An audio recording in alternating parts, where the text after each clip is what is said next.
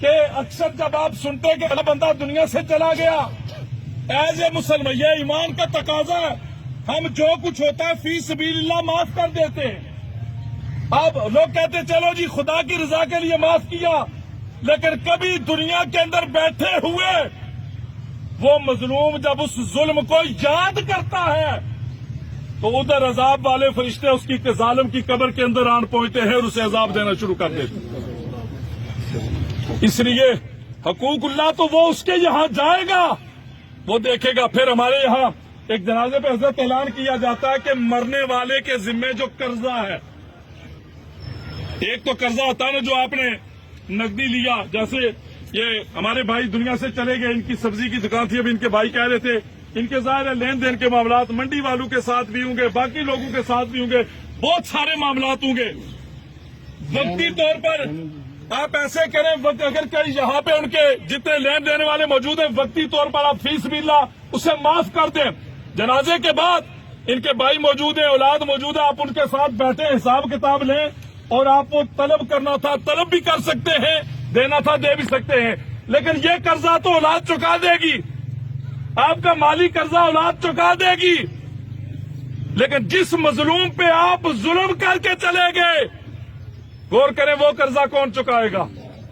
آپ کسی کی غیبت کر کے چلے گئے، وہ قرضہ کون چکائے گا؟ آپ کسی کا حق مار کے چلے گئے، وہ قرضہ کون چکائے گا؟ آپ نے کسی کا دل دکھایا، وہ ہمیں کیا پتا دن کے اندر ہم سینکڑوں کام ایسے کرتے ہیں کہ جن کی وجہ سے کئی لوگوں کے دل دکھتے ہیں، کئی لوگوں کے دلوں کو تکلیف ہوتی ہے۔ وہ قرضہ کون چکائے گا؟ وہ قرضہ کون معاف فرمائے گا؟ وہ قرضہ کس سے معاف کروایا جائے گا؟ کسی کو پتا چلے گا تو کو معاف کروائے گا نا بھائی۔ اس لیے یہ بات یاد رکھیے، یہ برزخ کے معاملات اللہ پاک کرم فرمائے۔ میرے کریم نے فرمایا پناہ مانگو، اس سے پناہ مانگو۔ بڑے عجیب معاملات ہوتے ہیں میرے کریم، یہ عام قبر ہوتی ہے، چاہے کوئی بڑا لین لاف تھا، کوئی پیر تھا، کوئی فقیر تھا، کوئی شاہ تھا، کوئی گدا تھا، کوئی اعلیٰ زندگی گزارنے والا تھا۔ آپ نے دیکھا ہوگا جب دنیا سے جاتا تو کانا ناپا جاتا ہے، یہی بات ہے نا بھائی۔ کبھی ایسا ہوا کہ 5 کنال میں رہنے والا اس کی قبر بھی 5 کنال کے اندر کھودی جائے، اور 1 کوارٹر کے اندر رہنے والا اس کی قبر بھی چھوٹی کھودی جائے؟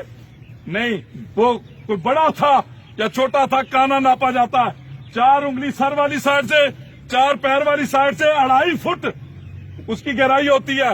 وہ ایک گڑھا کھود کے وہ پیر صاحب تھے تب، یا کوئی مانگ کے کھانے والا تھا تب، کوئی لگژری زندگی گزارنے والا تھا تب، یا جھونپڑی میں رہنے والا تھا تب اس کے اندر رکھ دیا جاتا ہے۔ اب اگلی بات سنیں، میرے کریم نے فرمایا وہ جو 2.5 فٹ کا گڑھا ہے، غور کیجئے گا، توجہ چاہوں گا آپ کی، میں بات کو کلوز کرنے لگا ہوں۔ وہ جو 2.5 فٹ کا گڑھا ہے، میرے کریم نے فرمایا یا تو اسے 70 گز مشرق اور مغرب کی طرف کھول دیا جاتا ہے اور جنت کی کھڑکیاں کھول دی جاتی ہے، یا پھر اسے اتنا کلوز کر دیا جاتا ہے کہ مردے کی پسلیاں ایسے کراس ہو جاتی ہیں اور جہنم کی آگ، جہنم کے دروازے کھول دیے جاتے ہیں۔